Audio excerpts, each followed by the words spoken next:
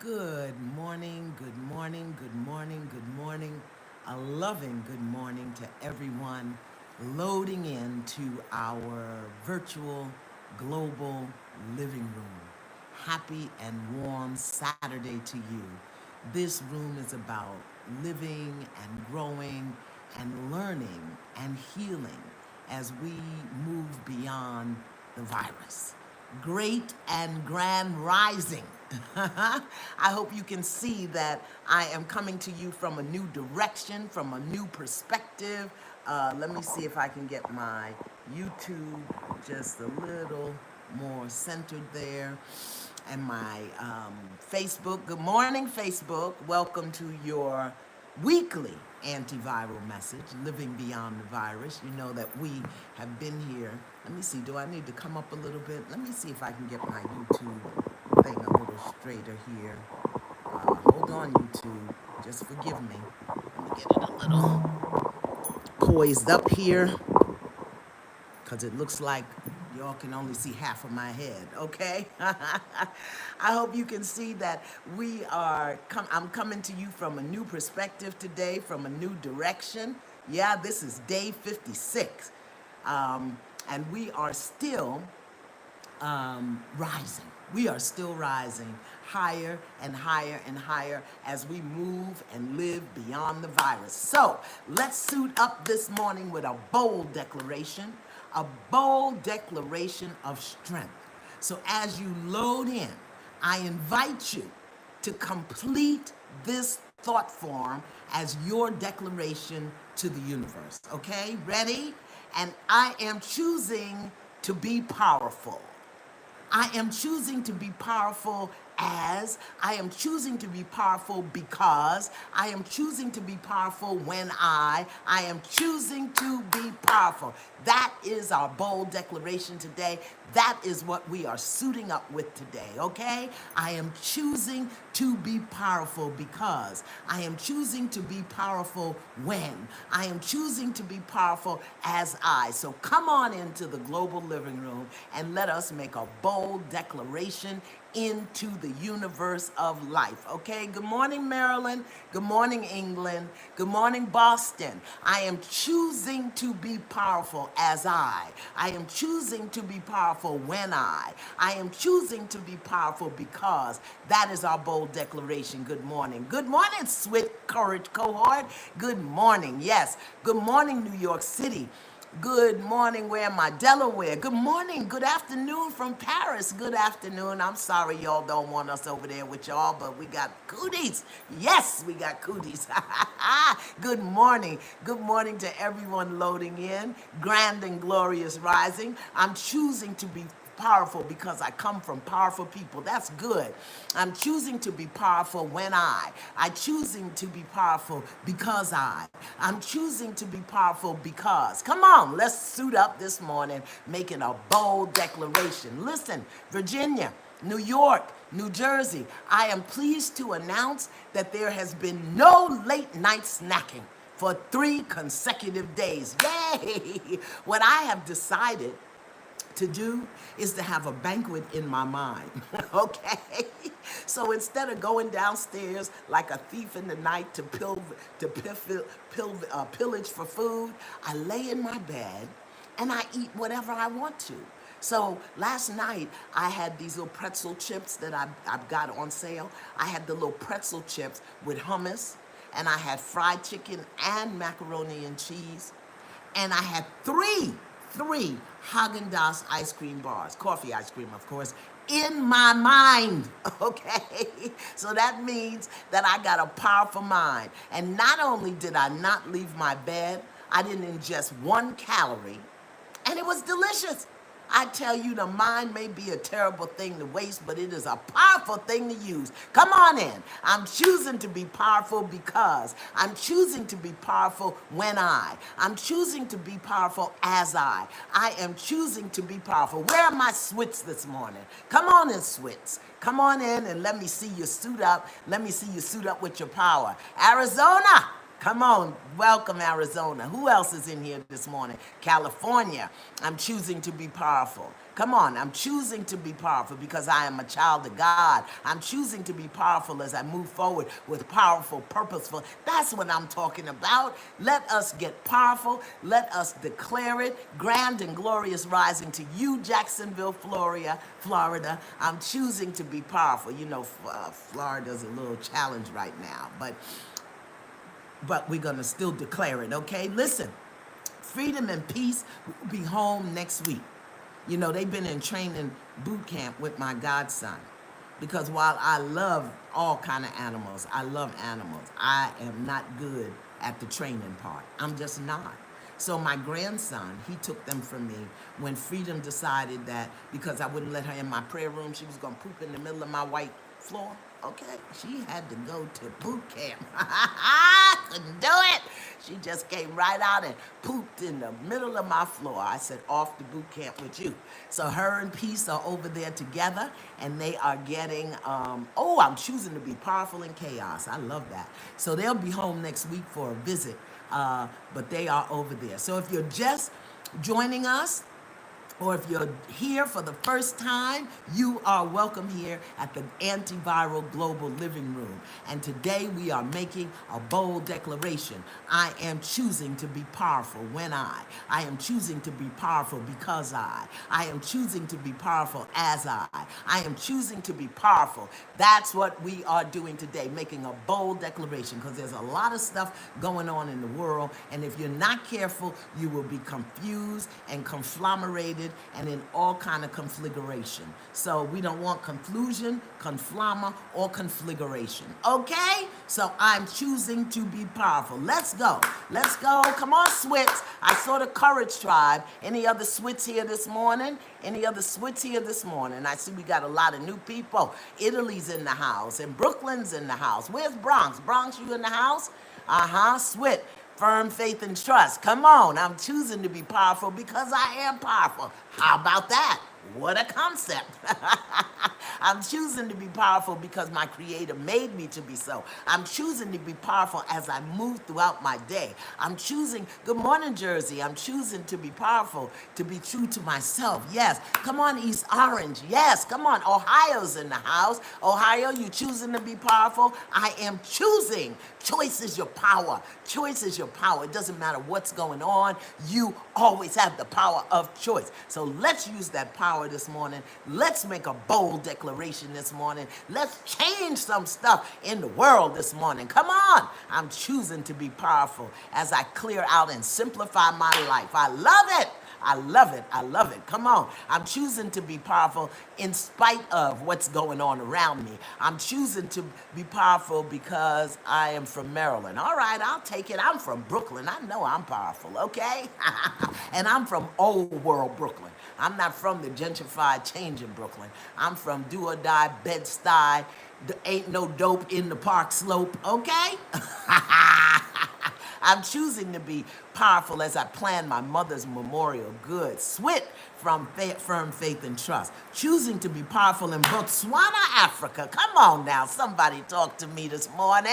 Yes, let's raise up the angels and the ancestors. Let's get that power moving, because this week, ooh, my Lord have mercy, this was a rough week right here.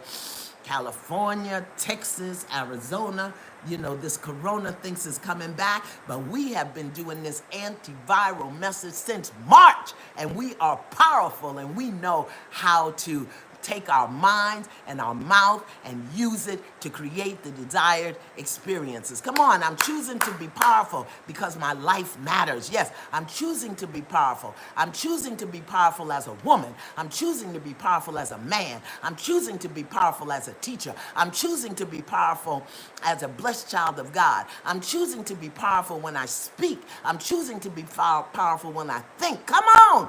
Expand your consciousness and make a bold declaration into the universe. I'm choosing to be powerful because I'm a spiritual warrior in training. Yes, come on. And doesn't that feel good? Come on, it feels good just to be able to declare these things, yeah? That's what we're suiting up with this morning. We're suiting up so that we can, we know that the cases of the corona that are being reported in some places are rising, and we know that young people are the ones who are being affected. And we know that our leaders aren't quite giving us what we need. And we know that people are in resistance to wearing masks. And still we can rise up in our power. We rise knowing and believing that all things are working for good. They really are.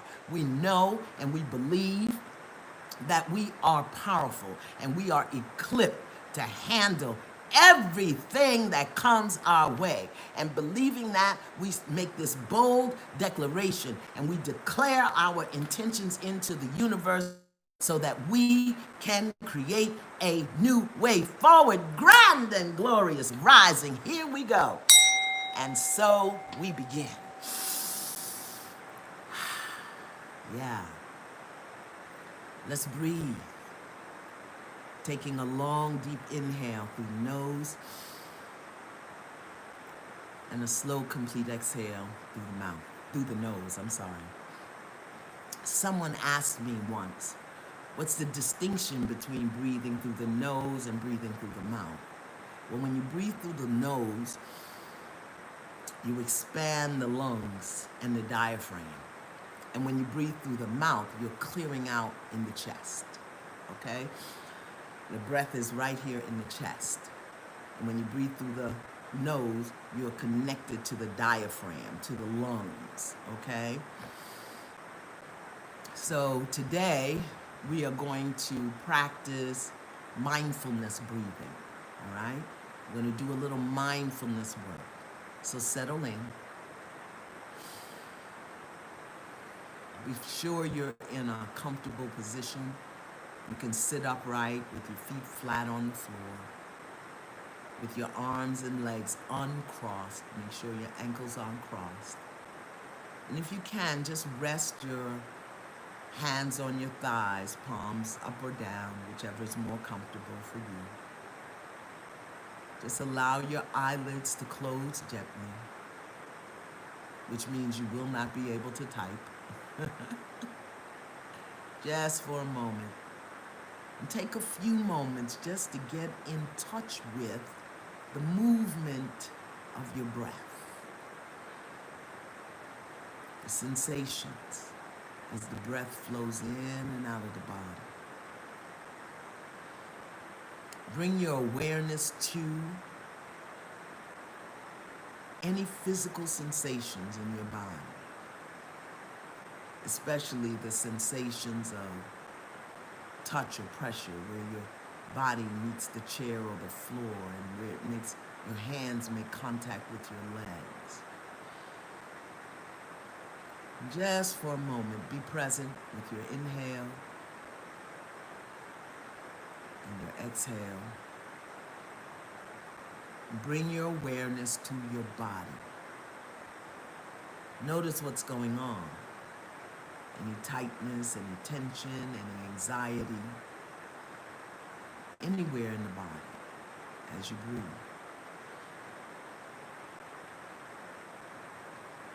Now bring your attention to the gentle rising and falling of your chest or your belly as you breathe, like ocean waves coming in and out.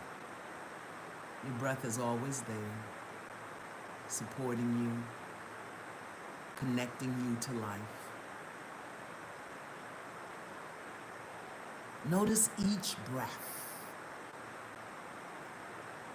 Focus on each inhale and each exhale. No need to try to control your breathing. Just be aware. Let the breath breathe you and breathe itself. And as best as you can, bring an attitude of allowing and gentle acceptance to the breath. The in-breath and the out-breath. Just be present and aware. Now, sooner or later, your mind is going to wander away from the breath to other concerns, worries, images, bodily sensations. The mind is going to start planning or daydreaming, or it just may drift off. It may drift along. That's what minds do. Much of the time, they wander. They think. That's what minds do. And when you notice that your mind has wandered off, or if you get impatient or anxious, gently congratulate yourself for being aware. You have just become aware of your experience in the moment. So often we move throughout the days of life totally unaware of what we are experiencing. So even if your mind is wandering, you've experienced that. Now gently escort your mind back to the breath. The inhale and the exhale. Focus on that. Bring your awareness to your physical body, your shoulders, your back, your belly, your legs, your feet, any bodily sensations, any feelings in the body, whether it's tension or tightness or racing, anxiety, or anything else. Just notice it and breathe. Be aware. Notice if your shoulders are relaxed. Notice if your belly is tight, your arms. And then just acknowledge it. Just acknowledge it. Okay, my arms are tight. My shoulders are hunched. Don't try to hold them or make them do anything. Just breathe. Just notice.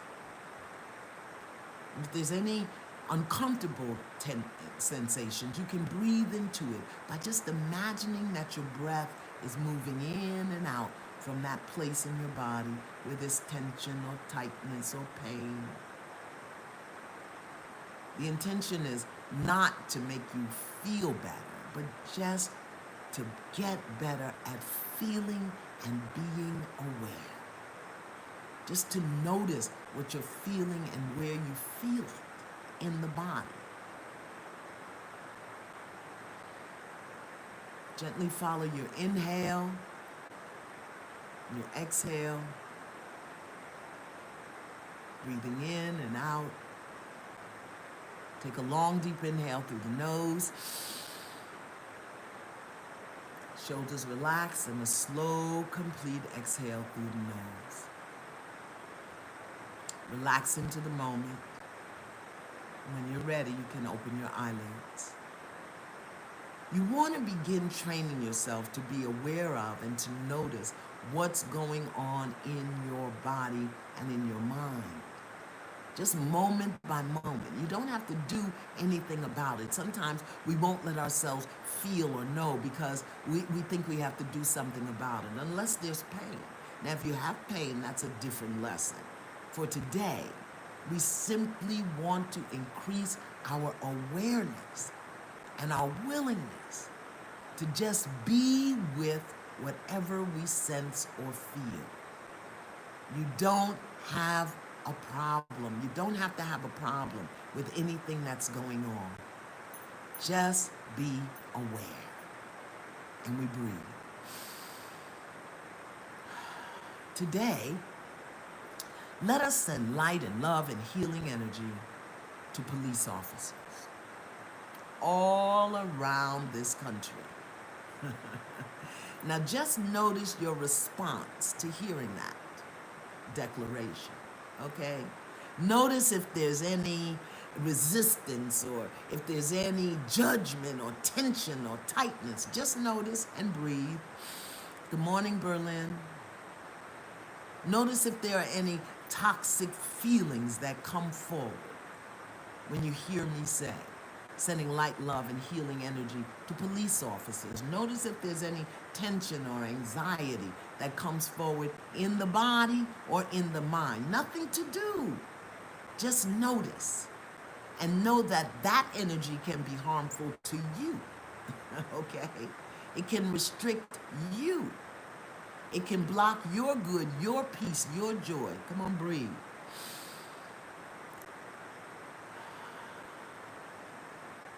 Just notice.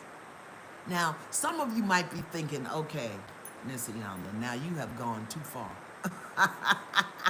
Blessing police officers with all of that's going on in the world. Why in the world would I want to do that? Why, Miss Iyanla, would I want to do that? Why? We want to bless police officers because they are fathers and mothers. Because at the root and core of their being, they are our brothers and our sisters. They have a job, but we are blessing them. We bless them because many of them have been infected with the disease of misuse of power, okay? And many of them have fallen into the darkness of separation, believing and thinking it's them against us and us against them. We bless them because many of those fathers and mothers have become infected with the disease of confusion. Many of them have been blamed and judged and demoralized by the actions of a few. We bless them because they are probably as traumatized and horrified as many of us are by the behavior of a few. We bless them because we can. And we bless them because they are those of them who need it. We bless police officers today. In every city, in every state, because joined here, heart to heart, soul to soul, we are powerful. And we bless police officers today because we want to call an end to mistreatment. We want to call an end to poor judgment. We want to call an end to inappropriate behavior and the senseless killings of black men committed by police officers. That's why we bless them and we breathe. With deep compassion and loving kindness in our hearts, let us send the violet transmuting flame, a universal healing energy, a universal healing light to fill the hearts and minds of police officers around this country. For this moment, just focus good thoughts, good energy on these fathers and mothers who, just like you and me, want to create and experience a good life for themselves and for their families. Let us see in our minds and feel in our hearts and imagine and intend it to be so that there is a universal healing energy surrounding them wherever they are in this moment. See it, feel it, imagine it. Let us send energy of compassion and appreciation. Let us send energy of clarity and truth. Let us send a powerful energy, hear me, that will begin to erode that thin blue line, that veil of fear that supports those who abuse and violate the trust that has been placed in them. Come on, breathe. Let us send them, police officers, energy of strength and endurance, of clarity. Surround them in love, because love is the universal healer. And as police officers are healed and balanced, our communities can be safe again. Black men can be safe. Let us erode that thin blue line that keeps them silent. Today, we are just blessing police officers at all levels, wherever they are in this nation, so that we can experience a shift. And we breathe. Join me in placing your hands over your heart, and you can repeat these words silently or aloud with the intention that the men we know, that the police officers we know or don't know, the fathers, the mothers, the men, the women, black, white, that they'll receive this energy wherever they are and however they need it. May you know that you can change. May you know that you can be trusted.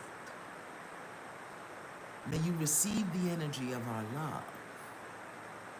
May you know peace. Come on, let's do that again. For the police officers who think they're stuck. May you know that you can change. May you know that you can be trusted. May you receive the energy of our love. And may you know peace. And we breathe.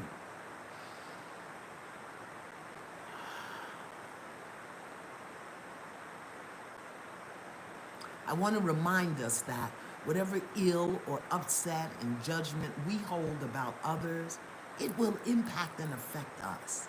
It'll impact and affect our energy, not the person that we're upset with.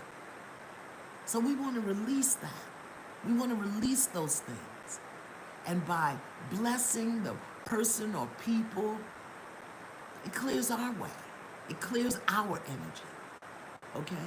Because we are powerful like that. We can do that. Yeah? All right. Listen.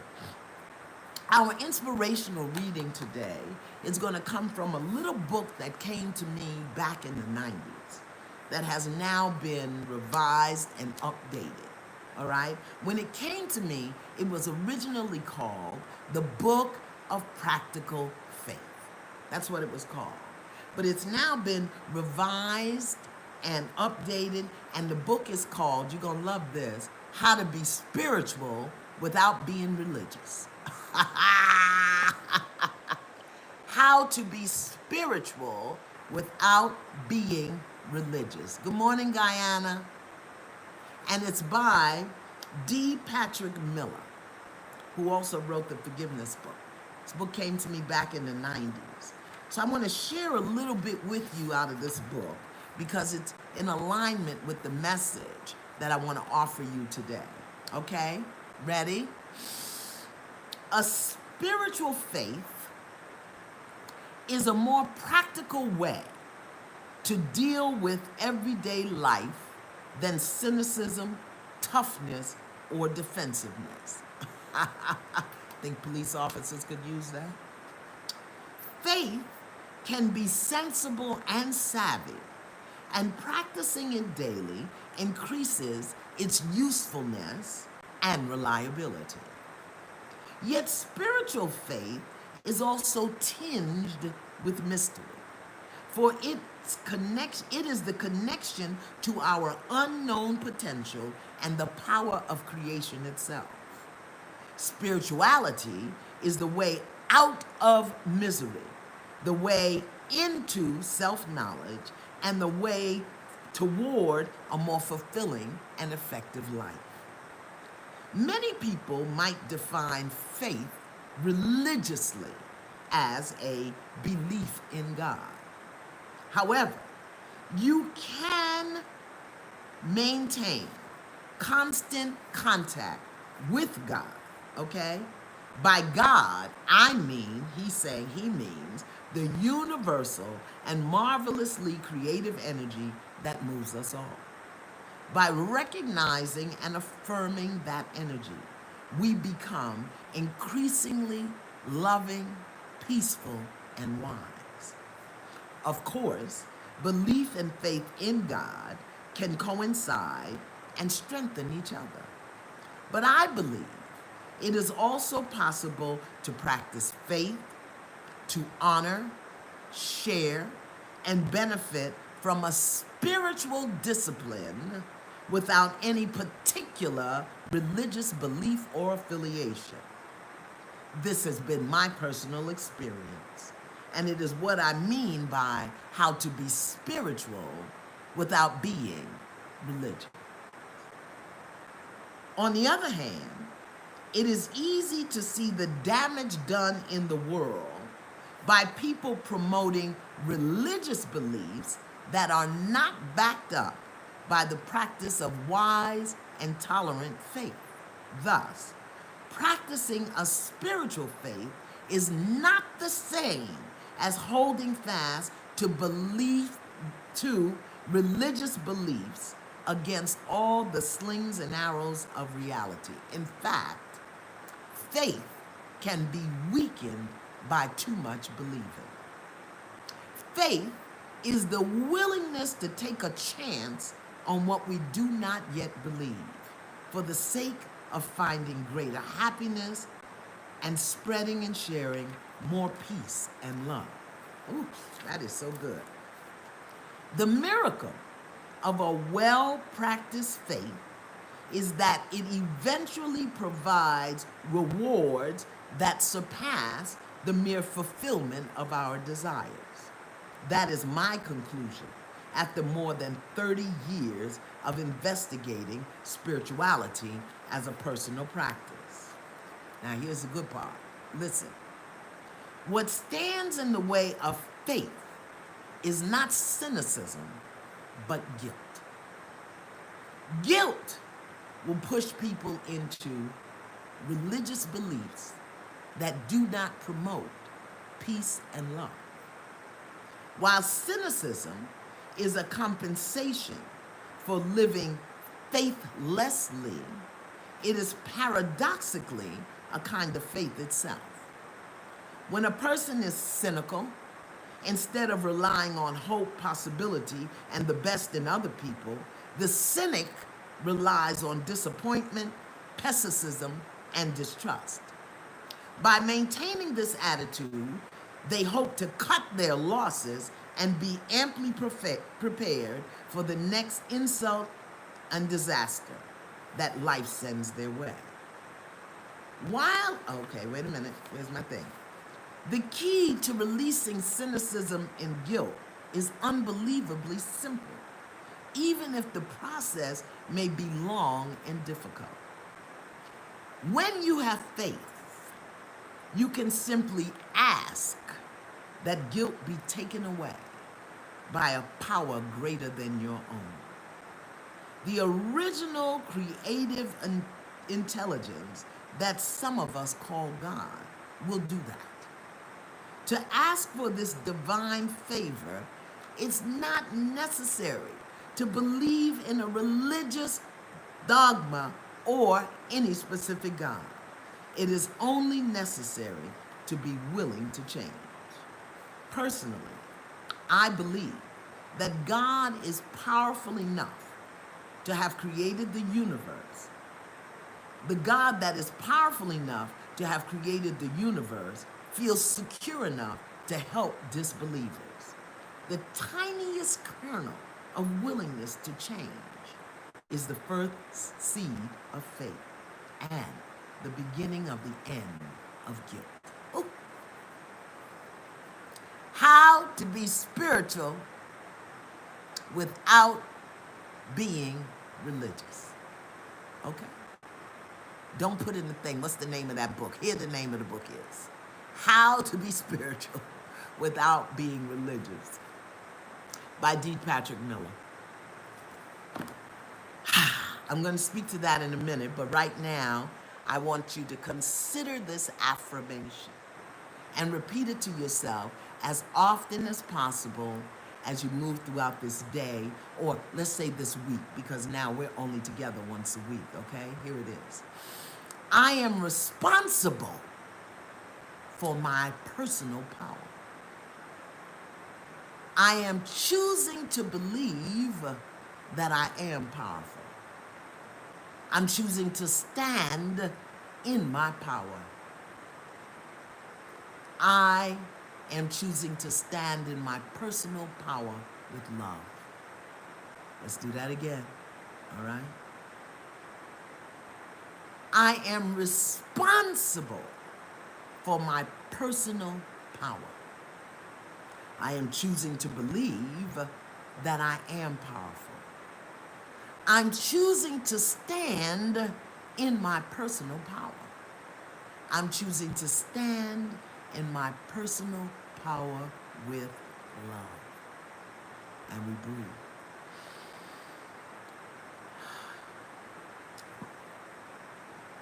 Yeah, that's our affirmation for today.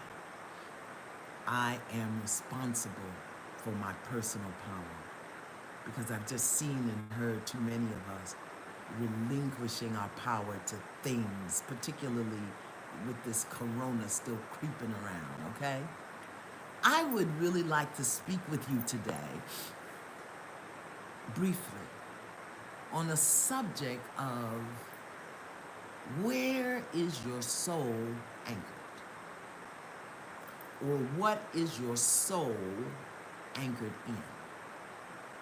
And when I say soul, I'm not talking about the eternal part of you that is always connected to and imbued by the Creator or God or with Jesus or whatever you call it. In my mind, that's your spirit.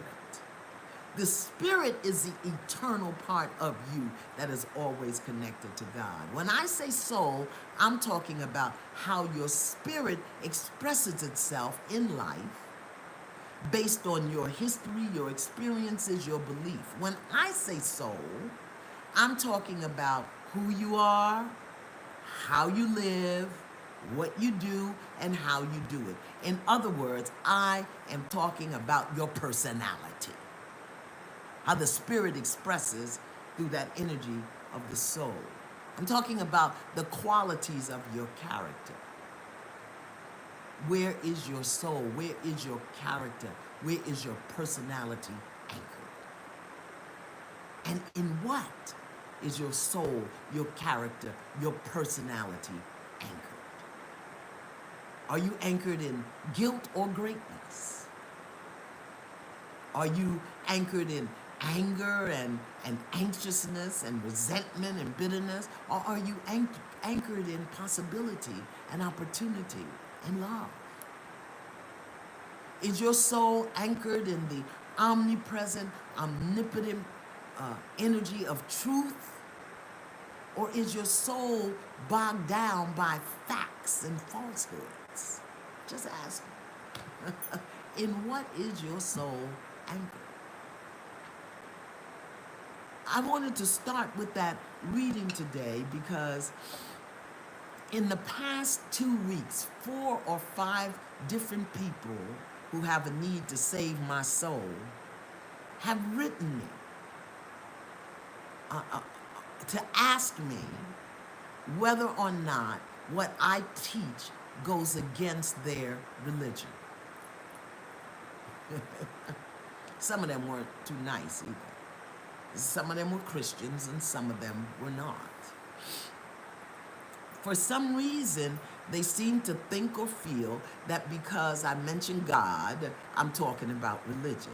Or they feel that because I do not follow or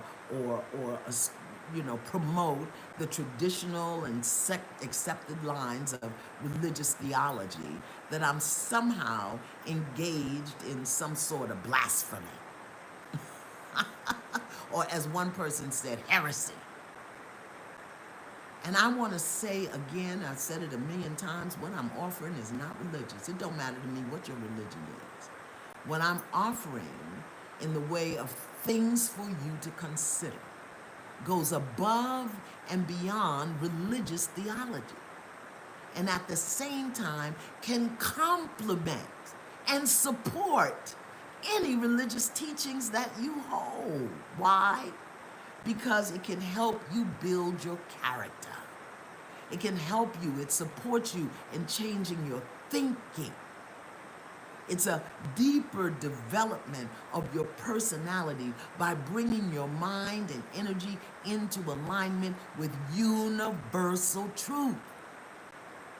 And if you don't if your religion can't save you from me, then you might want to rethink it. All right? So my point today is, where is your soul, your character, your personality anchored that would make you afraid of new information?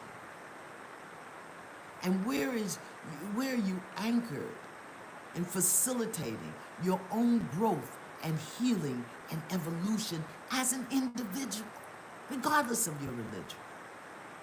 And in what or to what do you look when you've reached the end of your human capacity? Because that happens.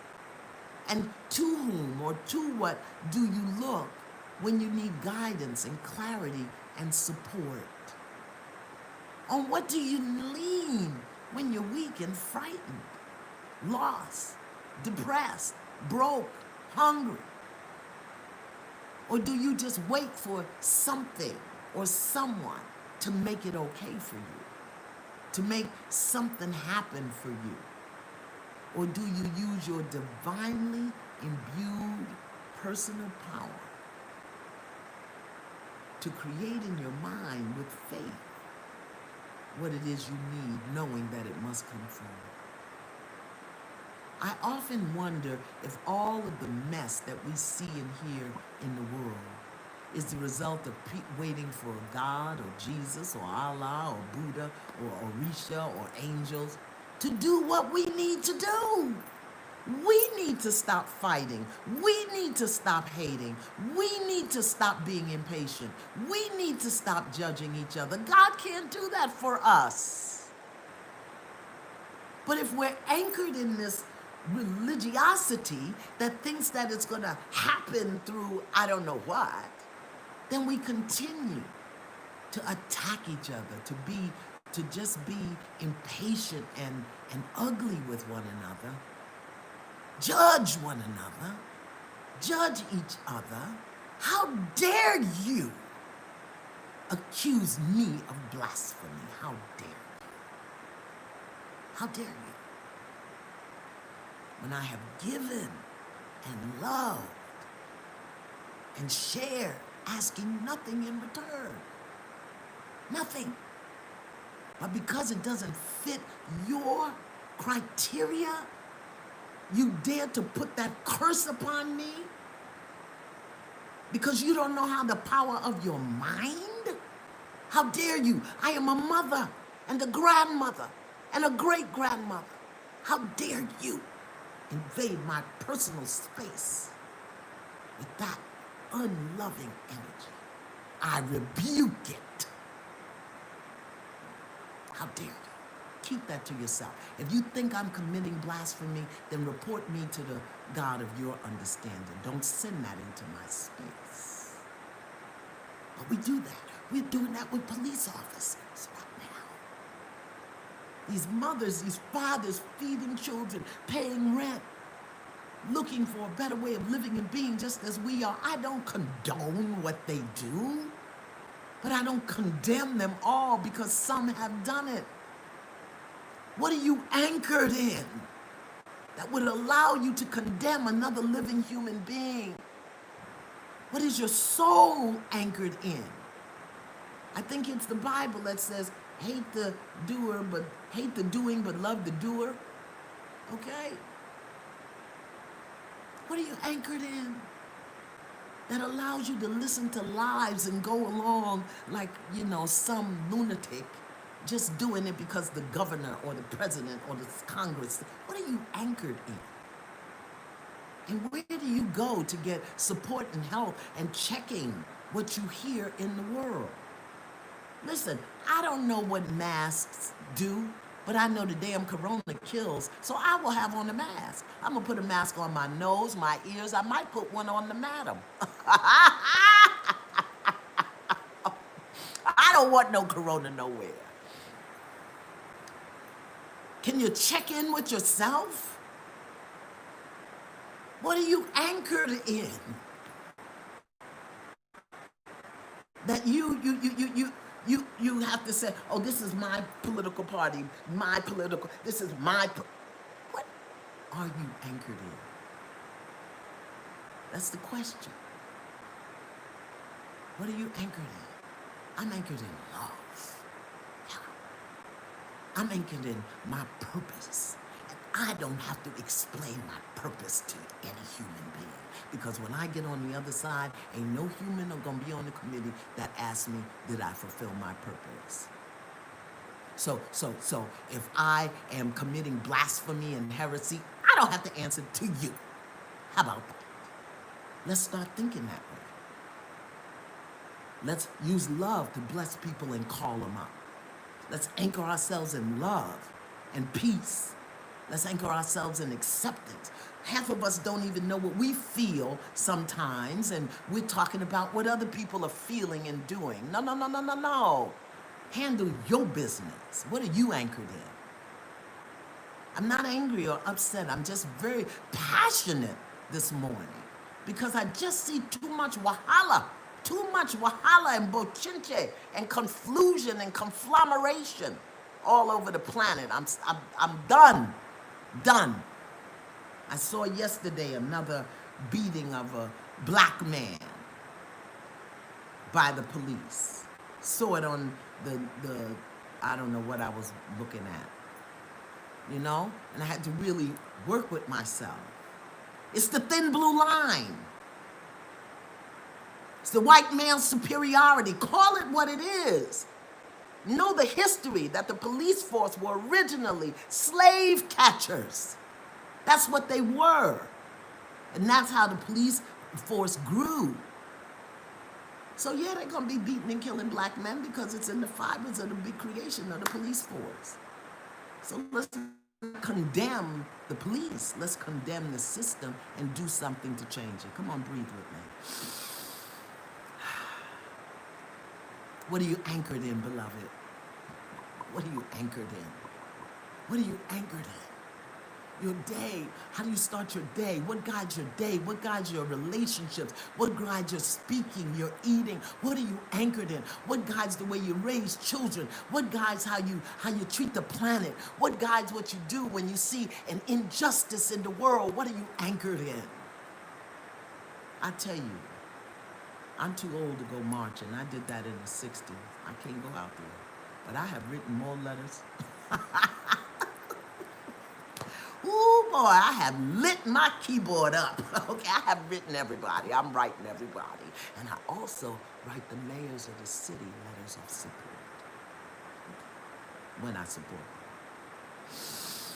What are you anchored in?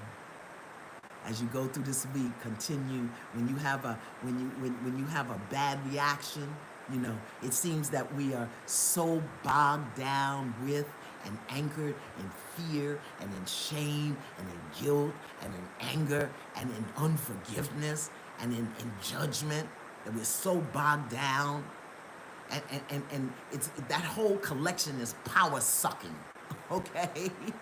Personality draining thoughts and feelings and beliefs, that we forget that we are also anchored in the presence of good and God all of the time. We forget that. So, the Creator can only do for us what the Creator can do through us, by whatever name you choose to call the Creator. Okay, Jesus, Buddha, Allah, Muhammad, or Risha, I don't have no issue with it. That's for you. So when our souls, though, are anchored in human frailties and human limitations, and anchored in human opinions and humanness, then we're waiting for something to happen.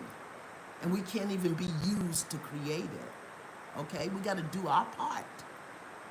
I believe that the current events of the world, this is me, are calling us to anchor ourselves in a new understanding and a new approach to life and living, first as individuals, so that we can then be it in the community. And how we exercise our personal power has absolutely nothing to do with religion. And everything to do with our spiritual faith and identity. That's just what I believe. Okay. Yes, thy will, not my will be done. But I must understand how thy will is anchored in me.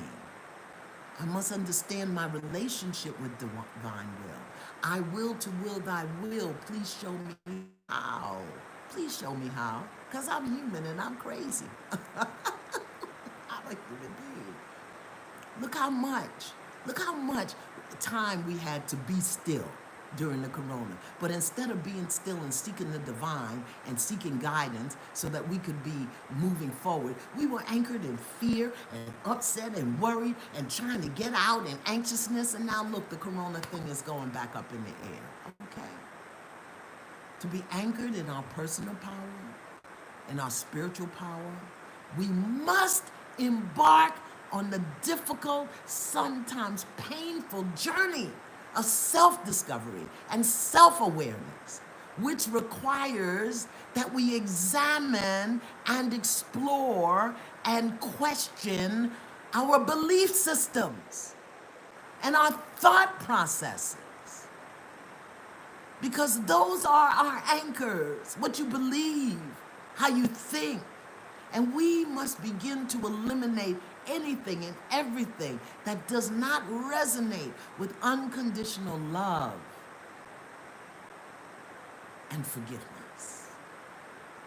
So I bless all of you who think I'm blasphemous, and I bless you who say that I'm preaching heresy. I bless you with clarity and light. And I bless you that you can become a blessing to me. Yeah? You know, we must question. We must question what the ego tells us is right. You know, that's right, they're wrong, I'm right, they're wrong because of my rightness. We got to start questioning that, all right? And questioning the things that we see on the surface so that we don't create guilt and fear. If I was being blasphemous, did you pray for me? Did you pray for my clarity? Or did you just feel the need to write me and spew your wonderfulness upon my personal space? The personality will tell you what should be and what you have to do and what they must do. But thy will, not my will, opens us to a new way of being, a new possibility, deeper understandings, yeah, of what's possible. And we don't have to condemn anything.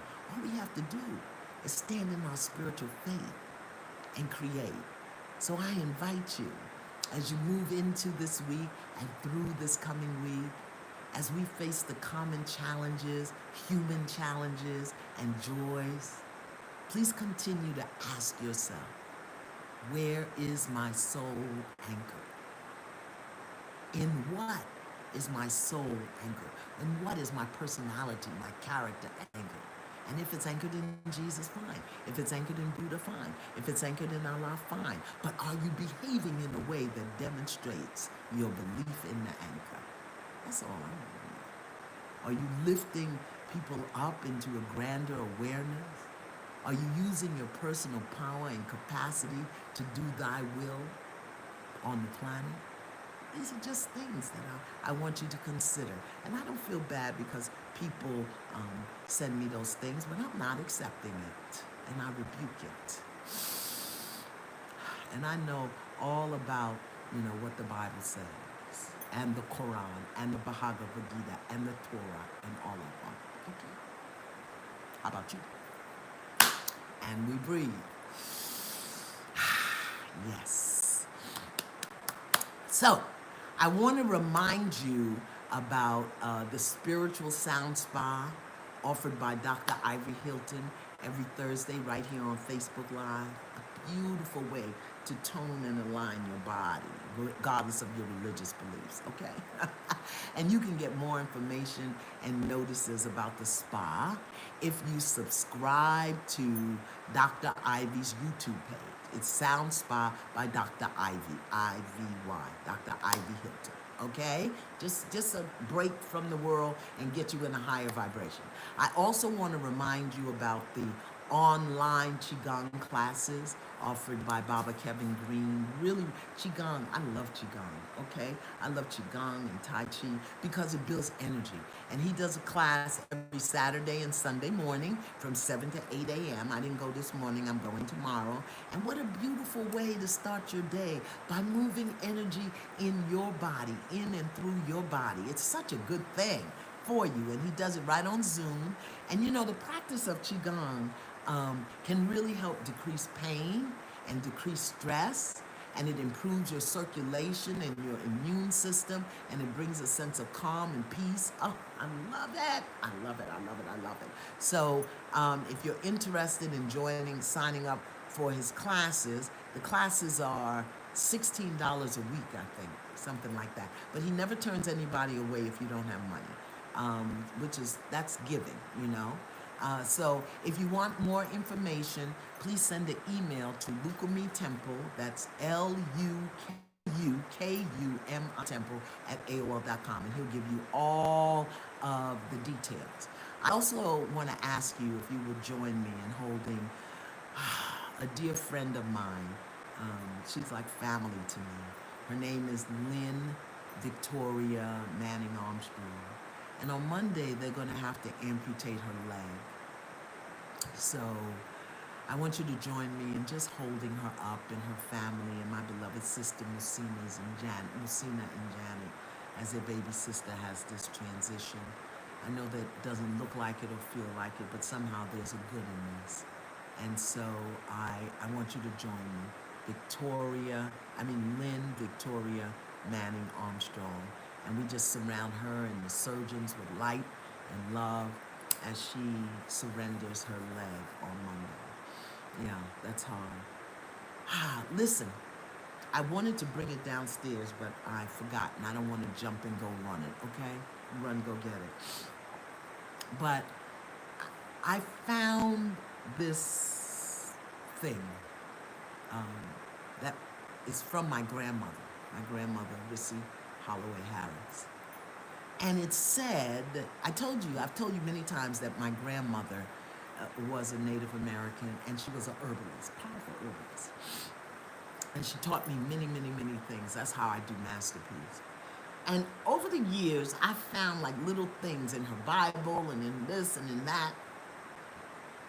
Well, the other day, in the back of my Bible, I found this thing that said, ladies flash herbs. Ladies flash herbs. I'm like, flash herbs? What the heck? And she had a whole list. I'm telling you, the paper is yellow and crumbled. Thank God she wrote it in pen, because you know pencil dissolves over years. And then it dawned on me, ladies flashes.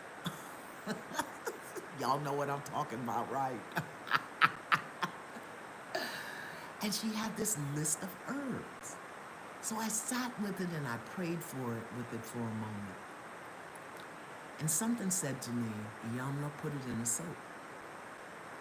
For all the ladies of a certain age who are going through a certain transition, who are moving into their power years and therefore have power surges, put it in a soap. Okay? Now I never had that experience. I never had one. I had one flash experience, and I told my body, "Don't you ever do that to me again." And I never had it again. I never had a flash. I never had a night sweat. I never had a mood swing. I never had none of that. Never had any of it. In part, it's because nobody ever taught me my woman medicine. Nobody ever talked to me about it, any of it. So I didn't have any preconceived notions. I didn't have any preconceived ideas about it. Because I think very often they prepare women for that time of life by saying how horrible it is, how awful it is, how this, how that. They didn't talk to me, so I didn't know nothing, so I didn't have anything. I had one power surge, or you know what the other name for it is. I'm being kind because I know there are men in this thread, and they don't need to know our business. So anyway, yesterday, I ordered and I got all of the herbs that Grandma had on her list. And I'm making a soap. Yeah? I need 50 women to test this soap for me. Because I don't want to put it out in the world and say it can do something that it can't do. And all my friends are on the other side of that experience. We old as dust, okay? So, if you are a woman of a certain age and you are having power surges and you got your fan and your little thing and your ice water, I would ask you to volunteer to try this, because I believe what goes on the body goes in the body, because we got pores and things. So I want to test 50 women. I want you to be my guinea pig. Usually it's my family, but like I said, my friends, they old. They on the other side. So I want to send you some. I want you to test it for 3, 4, 5 days and just see how it works, okay? Because I don't want to put it out in the world and say it does this. But can you imagine if my grandmother, the Native American who passed for black, the Native American herbalist who couldn't read, has left me with a formula that can help women with their, it says, ladies flash herbs. Ladies, I love it. So anyway, if you are in that time in your life, in that period in your life, I'm just going to take the first 50, okay? Because I got to make it and I got to see how it works. And I'm going to send you a form, and I want you to just, you got to do it about 3 or 4 days in a row, and let's just see if it creates a difference. Please send me an email, okay, to Iyanla@Iyanla.com. Iyanla@Iyanla.com. Listen, put ladies flash volunteer. Ladies flash volunteer in the subject line, and then in the body of the email, send me your name and your mailing address, and I'm going to send you a sample. Now, it's not going to be labeled and all of that prettiness. I'll do that later. But I got to see if this works. I got to see if it works, okay? Iyanla@Iyanla.com. Ladies flash volunteer in the subject line, and then send me your name and your address and your mailing address, and I'm going to send you 2 ounces, all right? Or maybe 4, because you got to do it 3 or 4 days. Anyway, I'll send you some, and I'm going to send you a thing that you can, and send me your email too. And your name, your mailing address, and your email. And what I'll do is I'll email you the form so that you can keep track of it, all right? And then let me know, because I don't want to put it out in the world to say it can do something that it may not be able to do, even if it helps a little bit, that you can put these herbs on your body in addition to what you're taking. Because you know what? Our ancestors, you know, African, white, they didn't have no, what they call it, hormone replacements. What did they do? Okay? So if you are a lady of a certain age and you want to be my volunteer, okay? Let's see if it works. You know, if it don't, hey, it won't hurt you, all right? So I mixed it up yesterday. I took all of her herbs and I ordered them and I crushed them and I grind them. Plus, you know, I pray on it and I do everything. Okay, good. Let me shut up. I'm just talking here like I got all day. We got to get about our day. So 50 women to taste my Ladies Flash soap. What else did I want to show you this, okay? Every week I want to do this. Listen, look at this. I want to show you this. I want to show you this. This thing right here, can you see it? It looks like a phone, but it's called a tens unit. And it comes with these little things here on the end. You see that? And you know what you do? You place them on different places in your body.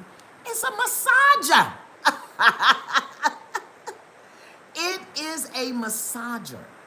And it can do see these little things? It does all kind of different massage things. It's called the tens unit.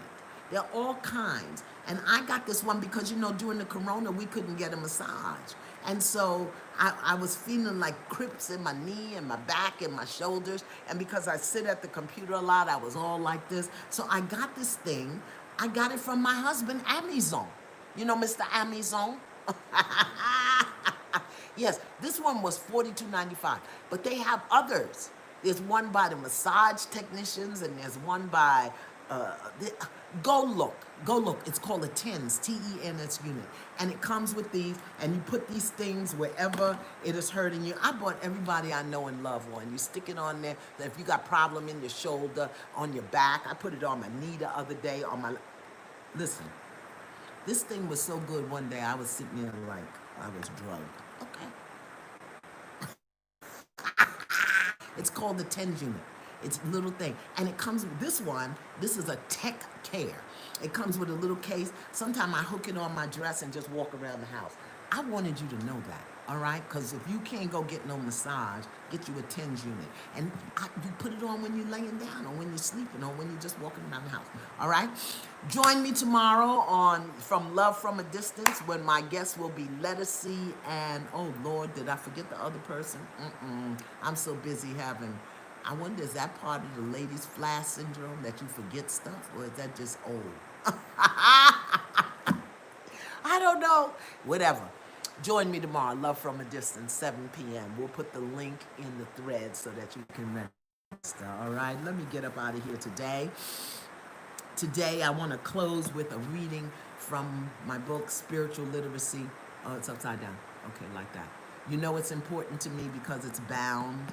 Spiritual Literacy, Finding Sacred in Everyday Life by Frederick and Marianne Boussat. Boussat. They are French, okay? It's a collection of stories and quotes that demonstrates how everything we encounter in life has a spiritual meaning and value. And today, I want to close with this one thing that I found. It's called throwing out the garbage. Okay, throwing out the garbage. Garbage can smell terrible, especially rotting organic matter.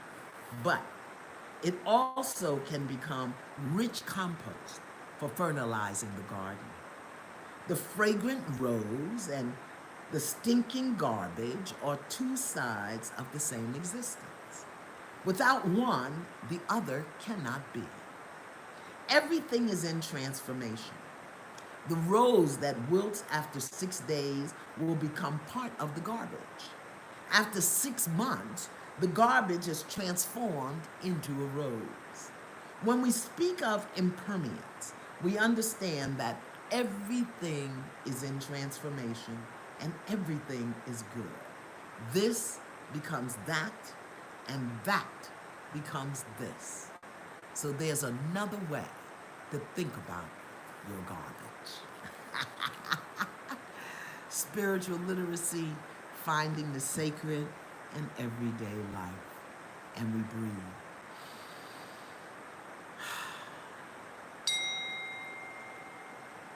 Deep bow. Anchor yourself and have a great, great week. Okay? Bye.